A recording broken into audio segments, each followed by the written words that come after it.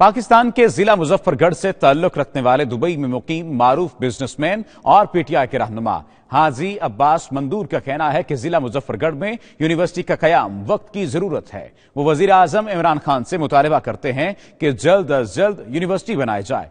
92 news के नुमाइंदा सैयद मुदस्सर खुशनूद से बात करते हुए उनका मजीद क्या कहना था, आपको सुनाते हैं।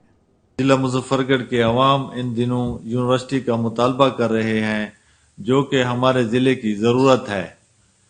हम यूएई से वजीर आजम पाकिस्तान इमरान खान से मुतालबा करते हैं कि जिला मुजफ्फरगढ़ के बच्चों और बच्चियों के रोशन मुस्तकबिल के लिए यूनिवर्सिटी का क़याम जल्द अमल में लाएं और अवाम की तरफ से शुरू होने वाली तारीख पर हम समंदर पार पाकिस्तानी उनकी हिमायत करते हैं।